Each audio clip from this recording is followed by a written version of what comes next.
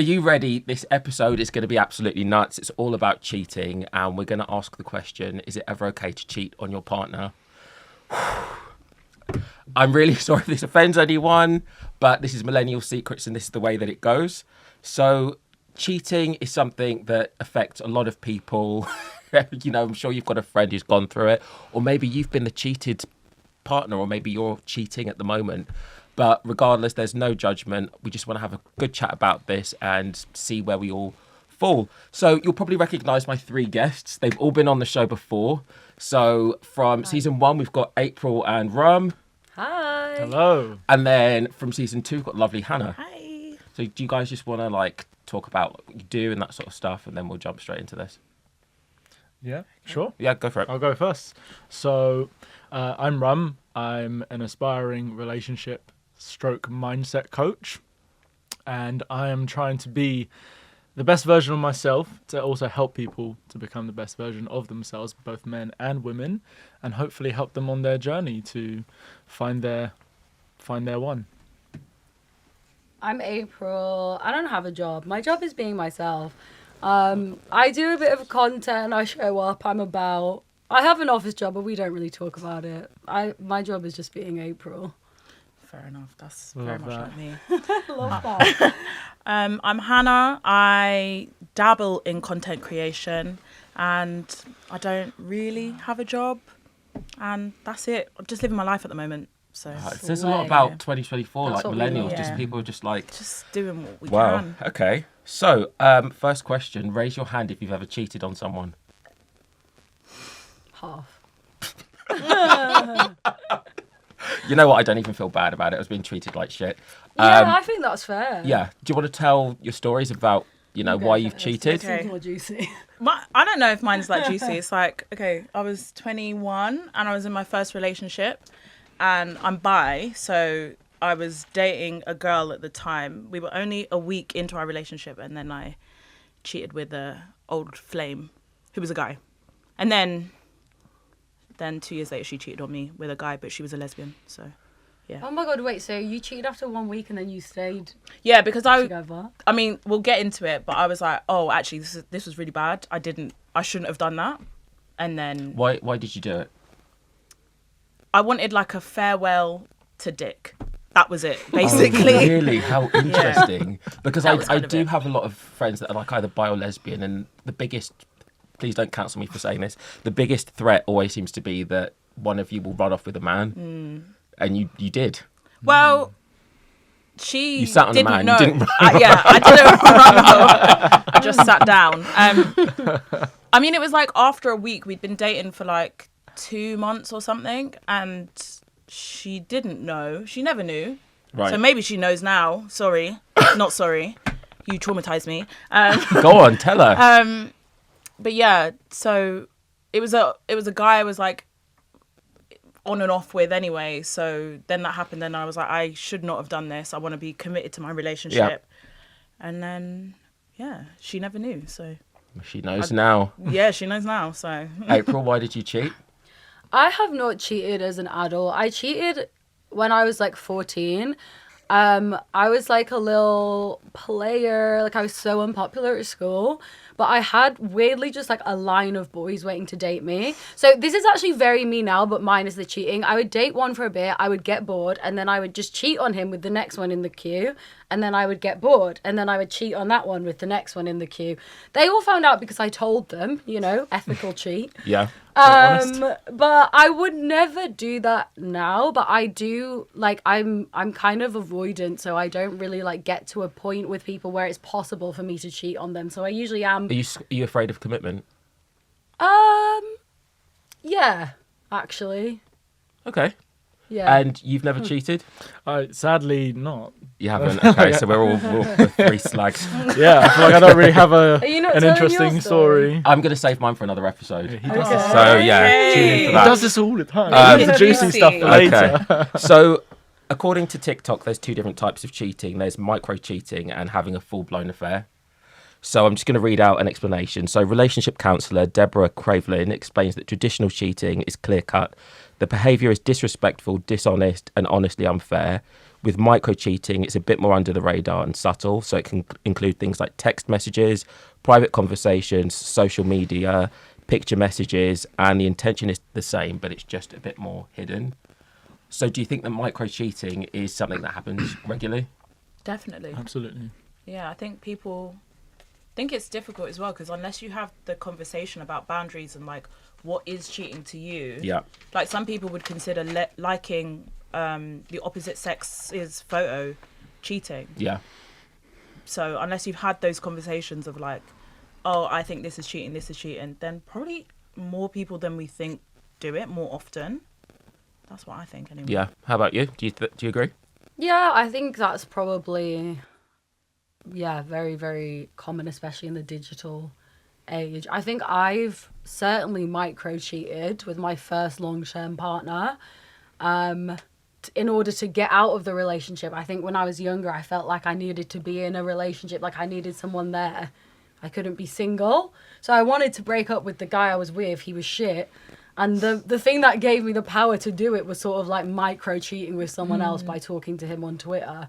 And then when I did break up with my partner, I kind of had that to cling on to, like a little situationship, a preset rebound. Right. Seeds been planted. Sort of Yeah. thing. Yeah. What do you think about micro cheating? I mean, it happens. It happens to the best of us, and to the worst of us. Does that imply that you've done it? I mean, yeah, to be honest with you, when you asked the question, have you ever cheated? The first thing that came to my head was yes, but obviously it wasn't like a physical form of cheating. So I suppose the natural tendency is for someone to just be like, no, I haven't. However, I think there are definitely forms of micro cheating that comes in different stages in your life. You know, obviously now with the day and age of social media and access to all these people on dating apps and whatnot, of course, it's become much more prevalent. But yeah, certainly I remember specifically in my last relationship, there was certain times where the female gaze would come and then I'd obviously be hooked and interested, and that would be hard to say no to.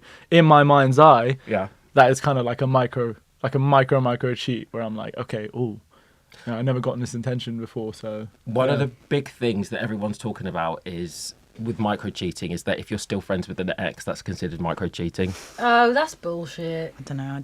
I'm It not so depends sure what about your that. relationship is with that ex. doesn't it? Yeah, I agree. Yeah, but my ex was best friends with someone he used to fuck. And at first, I was a little bit funny about it, but I just met the girl. I saw their energy together and I was like, there's no way these two are fucking. Yeah. If they are, they're the best actors ever. Is it because you were prettier than her? Is that why? Because you weren't threatened? No, I don't think it's ever about, like, looks. I think it's about, like... Oh, come on, if someone looks like Shrek, you're not going to be threatened. I'd be more threatened by someone who, like, I don't know, it's not really about looks for me. I'd be more threatened by someone who can do... I don't know, like, for example, it's kind of hard for me to say because I'm kind of non-monogamous, right? So, like, I wouldn't really be threatened by, like, hot girls and stuff, but I'd be a little bit threatened if I was in an open relationship and then someone sucks my man's dick better than me. Like, if he prefers the way that person sucks their dick, You know what? then going I there. would feel threatened. Fair enough. But I don't feel... Do you like, ask for feedback? Well, you kind of know, like, and I feel like I have a certain dick sucking technique, right? Where some people, it's the best they've ever had. I just want to remind everyone that this is an explicit podcast. Go on, keep going, I April. literally turned the convo into sucking dick in like 5 minutes. I can't deep throat, right? I try. Sometimes it works, but most of the time it doesn't. So I have like a technique, and for some people that technique is like the best they've ever had, and you can tell, and they'll tell you. But some people just love a deep throat; they can't get past that. So I would be threatened by someone who could deep throat, but I wouldn't be threatened by someone really hot. So basically, someone with a better skill set than you, would you say? Yeah. You actually said on season 1 that you've got bad gag reflex. I Yeah, remember that. terrible. I had my retainer in this morning while I went to the shop, and I was literally like the whole time. Hannah, do you want to say your opinion on this? Like, do you think it's micro cheating if someone is still friends with their ex? I think it depends on the circumstance. I think it's like, if like if they can't be together and not have a physical relationship, then probably no. Like if, I mean, I guess like your partner wouldn't know that, but like, I think it just kind of depends on the person, depends on their vibe, like depends on how long they've known each other. Because if it's like, oh, I don't know, you were together for like 15 years and you grew up together, had like the same friendship group, and then you kind of just fell out of love, I feel like you could probably still be friends. Like if nothing crazy bad happened, that's, you kind of left on an equal footing. Like, what's her name? Anna Paul and her boyfriend, Right. ex-boyfriend. I feel like that's a kind of mutual. Obviously, I don't know their lives, Right. but it just kind of seems like, yeah, you probably can. Okay. I've got an example of. Oh, sorry. To come to you, what do you think about being friends with an ex? I think the only time that warrants you to be friends with an ex is if you have shared custody of a child, Oh, Or controversial. you have a mortgage together, or something that binds you guys together no matter what, whether it's family ties or whatever it is. I personally just don't see the point in being friends with an ex. But I do think that with some people it just doesn't work out sexually or romantically, and sometimes you're better as friends. Do you think that's not possible? Let's be honest. Okay, let's kind of open the table to the question here. If you had someone in your life who, let's say, you weren't compatible with sexually, are you still friends with them? Yeah. Yeah, You are? yeah. Okay. Interesting. But Not this is my coming from a exes, man's 'cause they're all perspective, though, so I suppose bastards, it's but- yeah. Yeah. No, there's no judgment there. It's just I don't know. I guess if there's a bond that's just so deep, then I suppose you can make it work. But as you said, Hannah, with respect to boundaries being set, prevalent to moving forward. So yeah. So Okay. there's conditions. There's conditions. I've got an example of micro cheating, and I can't say anyone's names because they're going to be watching this, and I'm really sorry. Oh, Messy. You work out who this is. Oh my god, I'd be worried. Right. Oh, Okay. By the way, this podcast is sponsored by High Water. I'm really enjoying this. We've all got our drinks. They're lovely. It's Right. wicked. Yeah, of course. So, the story. Two people I know were out. They were just at a bar or whatever. I thought that there was more of them, so I thought it was a group. The guy's girlfriend called me at 2 a.m. and said, "Where is blank?" So-and-so. Oh God. Blank called me, and I heard a woman's voice in the background, and this was at like 3 a.m. Is that micro cheating? Where was Wait, what? blank? Were they in a They were at a private bar. room? They were at a bar together at like 3 a.m. Well, that's okay. It might be his friend. That's a bit vague. That. Wait, what? Can you use like John and Jane? All Like right, John so- and Jane Doe, you know, like. All right, fine. Yeah, 'Cause I'm a bit confused. All right, Like- okay. Right. Tony and Florence were out together. This is not their real names, No, right? it's not. Okay. Right, so my two friends, Tony and Florence, were at a bar together, and I'm friends with Tony and Florence. Kate called me at 3 a.m. and said, "Where is Tony?" Oh. Tony called me after that, and I could hear Florence in the background Right. laughing and giggling like they've been having the best time together. Okay. And this was at 3 a.m. They could How have just close gone on a friends? crazy night. Yeah. Together alone I've done Yeah. that. I've done that with men. at 3 a.m. Yeah, Yeah. definitely. When you've got a partner that's waiting for you at home. Yeah, I think have, it's but I'm appropriate to do feral, that? to be fair. I think it's like, yeah, it definitely can happen. But if she's insecure in that situation, then there's something broken I think in she's that very relationship. insecure, and I felt terrible for her because I Yeah. just received the call Yeah. that Tony and Florence were drunk and having fun somewhere in Yeah. Soho. If so- it's like they could possibly just be friends and going out like Yeah. that, I think that's fine. But like if she feels like, oh, there's something more to it, it's either she's too insecure or there is something going on. Yeah. There's only two real There's two options. What do you think is the relationship coach? I think. Firstly, what's the relationship between Kate and Florence? Are they Colleagues. They're colleagues. Yeah. Okay. They're going to find out who this is. I was find out who making this it is. so obvious. Yeah. Yeah, I don't know if the answer, if we should even digress to the matter of security or being insecure and whatnot. I just think that if this is sort of communicated beforehand, like, hey, babe, Kate being babe, I'm going out with Florence, then she should sort of understand. Okay. As you But said, maybe they're colleagues, he didn't because he knew she would feel some kind of way. Then And yeah, if it's just like a friendly thing, but then Yeah. like it can, you can say things and like people stir up their own conclusions. Obviously, I don't know the Yeah. situation, but I think it's very normal to have thoughts, but it depends. You didn't say anything about how she reacted and stuff. So if she did overreact, then called me. So I was asleep, and she was just like, "Where's Tony? Are you out with him? He hasn't come home yet." Oh, so He Tony hadn't- didn't tell her that he was Tony even hadn't said going anything. out. right. That is kind of fucked because like He And could I had just the say, knowledge. I was put in a weird Yeah. position because I had Yeah. knowledge that Kate didn't know about. So hard to remember everyone's fake names. yeah. So we'll see, but you know, I think the the answer, problem- I think the short answer. Sorry, April, to That's cut you all off there. Yeah, I think it is micro cheating. yeah, I Yeah, think it's micro probably. cheating. I Probably. think the behaviour is disgusting because Kate was at home and she had no idea what was going on. One of the ways that couples are kind of trying to avoid cheating at the moment is by either getting into open relationships or becoming polyamorous. That's not a way to avoid cheating. That's a way of life. Like, being polyamorous or being in an open relationship is like way more communication than a normal relationship. And if you can't communicate enough to tell your girlfriend that you're going out with your colleague, then you can't be in a fucking open Should we just relationship. explain about what polyamory is? So it's the idea or the mindset that you can have more than one love partner at the same time. So you can be in love with 3, 5, 10 different people. Yeah. Is anyone at this table polyamorous? No. I've been in a situation. Go on. I won't tell you about the situation because that's a bit they will Oh, know. I think I know about this. You told me, didn't you, in secret?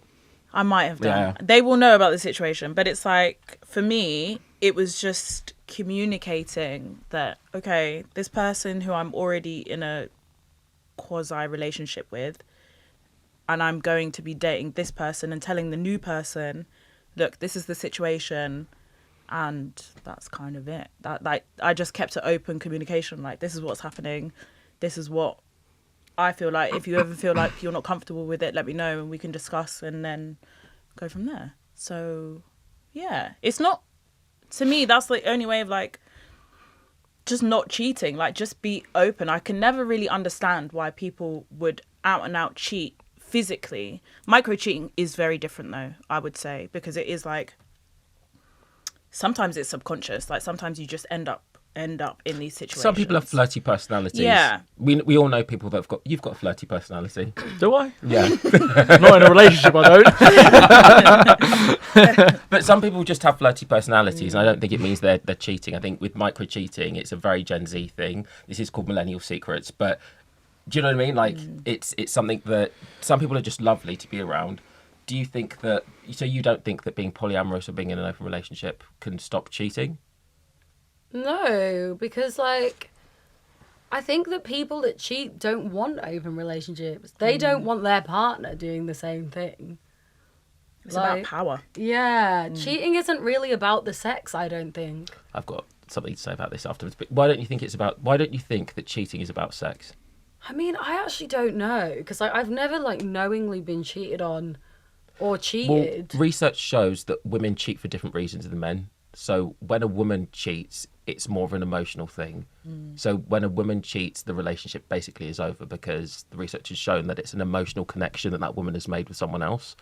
When a man cheats, it might just be that he wants someone else. Like he just wants to fuck someone else. So it's not necessarily that he's fallen in love with someone. It might just be that he's bored of doing missionary every week. But I think there's a difference between like, there's a difference between being someone who can't commit and someone who knowingly wants to explore connections with multiple people and wants that for their partner too. And like, I've actually never been in a non-monogamous relationship because I don't really fuck with relationships. But Why? I know a lot. Why don't you fuck with relationships? Can't be arsed. I've got shit to do. I don't even, honestly, like, the amount, so I know quite a few people in, like, the poly, open relationship, kink sort of community, and the amount they're all fucking, I ain't got time for it.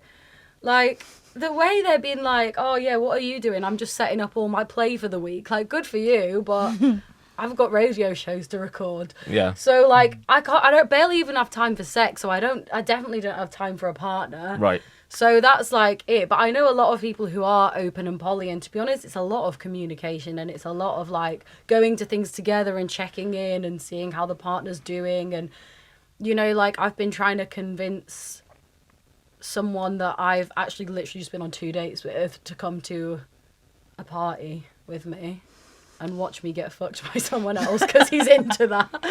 And I literally have to say to him, you know, like, if you don't like it, we can go home. You know, it's still, your partner is still the focus. It's not just like, let's go fuck loads of people and see what happens and forget about our partner. Whereas cheating is the disregard for your partner. Yeah. Whereas open relationship is everything is about your partner. Yeah. Rum, I can see you're chomping at the bit to say something. No. It was actually quite interesting what April was saying. And if you don't mind, would you be okay if I challenged you on something that you said? Oh. That you mentioned it's more of like a time thing.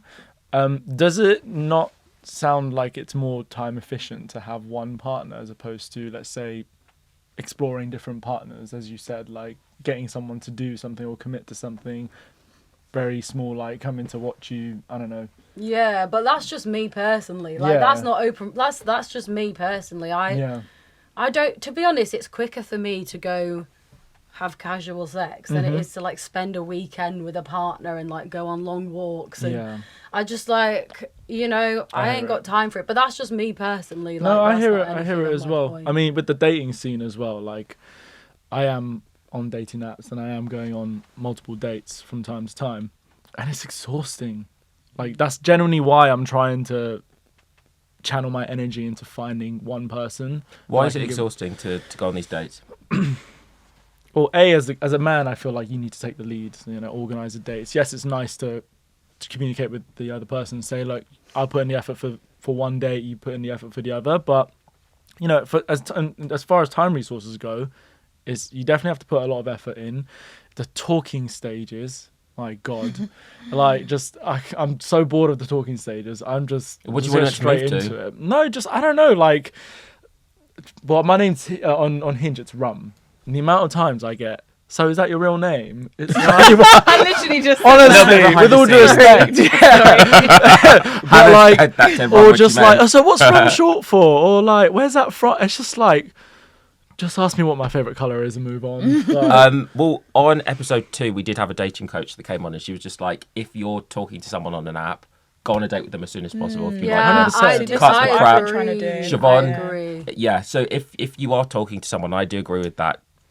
She said start with a phone call because you can tell quite quickly, or FaceTime, whether or not you're into that person, or whether or not they're a weirdo. What have you got to FaceTime. What have you got to say? I just hate like the awkward first time. Oh, we just matched on Hinge. Oh, now I want to FaceTime you to check that you're not a catfish, mate. You're probably the catfish because that's what normally happens. They'll be like, you don't quite look how you were supposed to. But I just find it so awkward because it's like we actually don't know each other, and now we're gonna have it's still the talking stage. You're still doing the talking stage, but now I have to be on the phone. I just don't. I hate phone calls at the best of time. I don't even call him my best friend. I think I'm calling a random man off Hinge. All right. Can I say something? I would always try to do the phone call as soon as possible, and when I do, it's gotten positive responses. In that, again, you don't waste a lot of time. You see, it's kind of like a vibe check. Is it awkward? Like, If you make it awkward, it can be awkward. If you make it awkward, so let's do some role play. So I'll pretend to be Oh, the woman God. at the other end of the phone. Let's do some role play. Okay. Hello. Hi. Sorry. She would Hi. Maybe can't- one I of the can't girls take- should do it. I can't take. Yeah, no, sorry, go on. I can't say. one of the girls. No, it's so, Do it with one of the it's so awkward. Go on, No. do it with one of the girls. Just All for right, the so record. I'll be the phone. Pretend that we're not. Yeah, I'll be the phone. Which one of you are going to do it?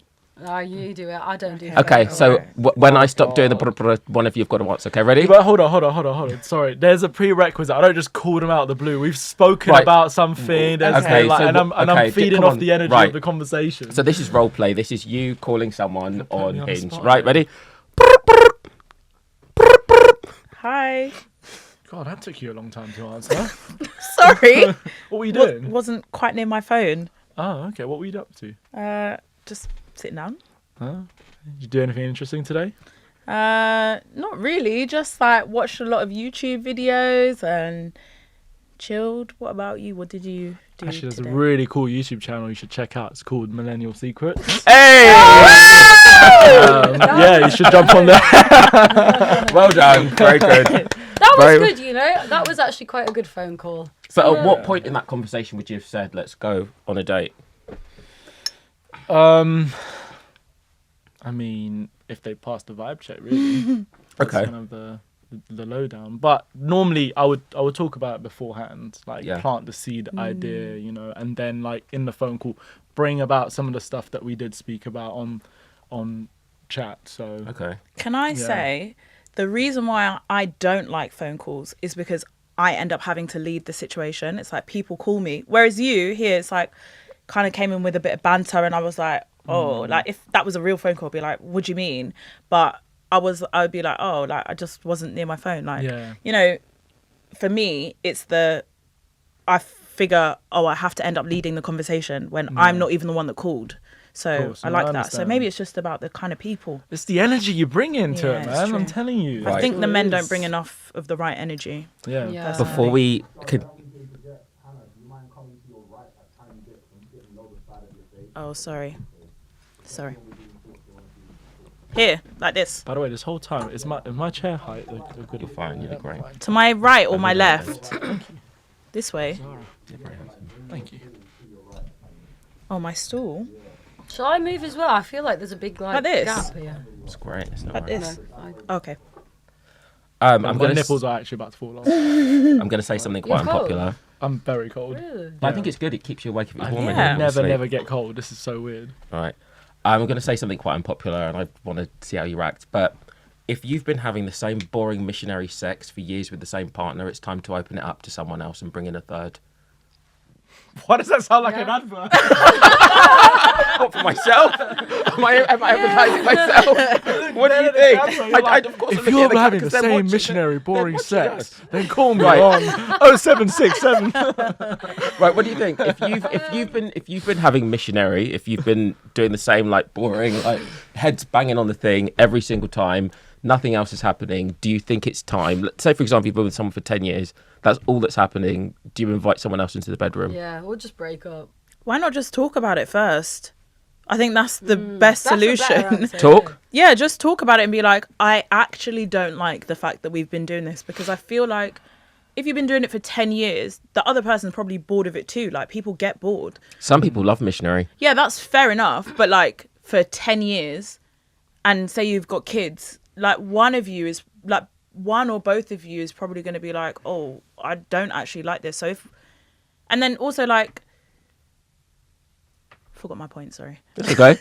If it's like, yeah, it's like if you love each other, you're probably going to want to, okay, like let's spice it up a bit more. Like, I'm not talking about let's go for kink, like let's just not necessarily do missionary. Let's try this other position. Like, But let's what if have you're a not that look into it. flexible? What if you're a really stressed person, you don't have a high sex drive, and it's kind of like in and out, and it's over? So why are you doing it in the first place? Because it's your partner and you love them. Yeah, so maybe you have like issues you need to figure out, as Yeah. in, not issues as in like maybe you're asexual. Maybe if you're only doing it for the other person, then that's not a good sign to me. Like, There are ways to spice up bedroom content. Tell us about it. Without How obviously do you- bringing in. How do you spice up the bedroom? So I'll give you. Funny enough, this is actually a subject that I'm really trying to master here, because once I do get into a relationship eventually, that is something that I'm thinking of. It's like, okay, 20 years, 10 years, 5 years down the line even, it's like, what we're going to do to spice up if things start to get a bit stale. But I'm going to use a real life example of two of my very good friends. He's my very good friend and his partner. I won't name their names, but they've been together for, I think, something like 11 years, since they were like about 18 years old, and got married last year. And went on holiday with him recently, and the topic came up, and I asked him, I was like, yo, bro, like, if you don't mind me asking, like, how are you guys keeping things exciting?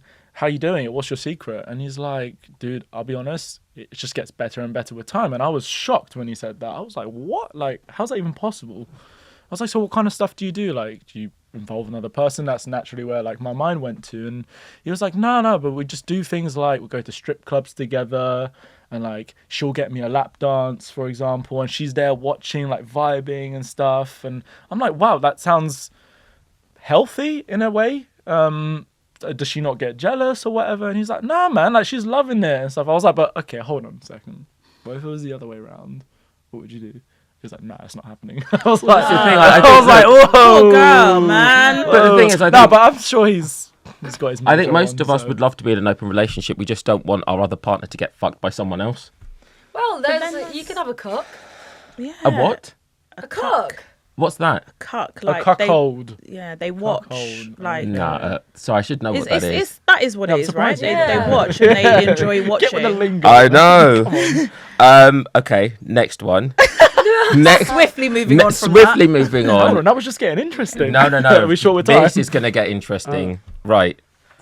Is Tinder a sex app? I don't know. I'm banned from Tinder. Yeah. Here we go. Right, let's go around the table again. Probably think means you yes. can start. Yeah, go on. No, Why- it's actually, it sounds like it's going to be spicy, but it's not spicy.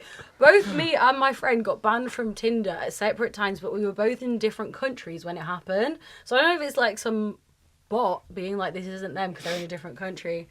But it wasn't for any spicy reason. I just went on it in Thailand and it was like, you are banned from Tinder. Okay. We'll never know. Most people I know just say that everyone on Tinder is basically there to hook up. It's not there. It's not an app to find serious relationships.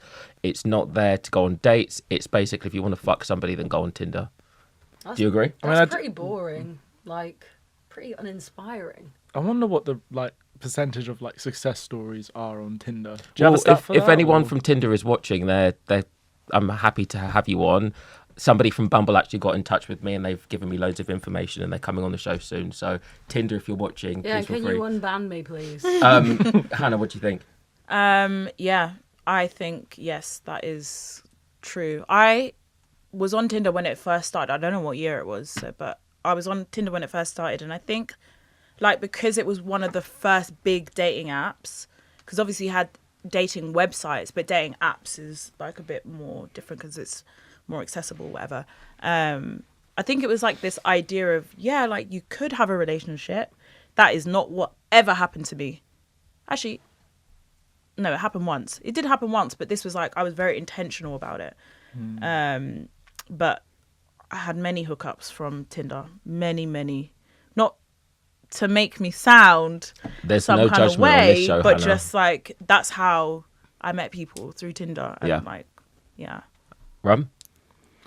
Oh god, I ain't been on Tinder in years, but I think the short answer is yes, it is. But again, kind of alluding to what Hannah said, it is about your intentions.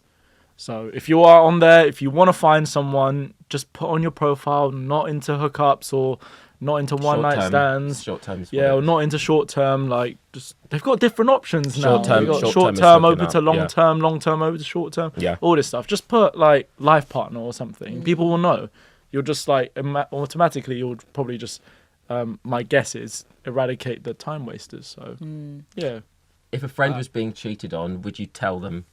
If you knew that your friend was being cheated on, do you say something or not? Depends who's the cheating. And wait, is it my friend is being cheated Your on? friend is being cheated on by And someone. I've seen it happen. You've seen it. You've got the footage.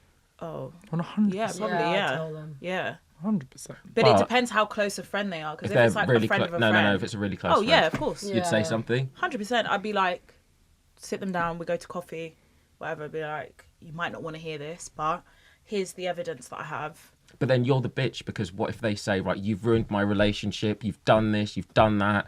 They're He not the wasn't kind of cheating. friend I should have in the first place if Ooh. you're going to blame me. Because imagine you find out your partner's cheating on you and your friend knew the whole time. I would Yeah. be pissed. Yeah. Yeah. I was actually going to reverse the question. I was going to say, what if your friend knew and didn't tell you? How would you react? I would want to know. Yeah. However, I have been in the position where I have given the information and they're still together today. Sometimes Yeah, it works that's not your out. problem. Sometimes it works out. They're still together. So I You saw, did your bit. You know what I'm saying? I saw everything and I took her out for lunch and I just said, by the way, Freddie is cheating on you and here's a picture. And they're still together and they're actually getting married at the end of the Oh, year. shit. And I'm not invited to the wedding, surprise, surprise. Oh my my God. I did watch a video earlier today that was like, sometimes cheating isn't just about the other person. Sometimes it's about yourself. 100%. And like what you, some people like gain things from cheating, like, I don't know, like the boredom aspect or whatever, or like they're trying to tap into their youth or whatever, like by having a lot of option because they were such a stable partner all this time. And so, you know, 100%. you don't know what they gained from it. I'm not condoning cheating, but I'm just saying there's more things that both partners can learn from in a cheating situation, 100%. negative or positive. Who's been cheated on at this table? Oh, just me. Not Wow. knowing. I don't know if I have, you know. What happened? I said it earlier.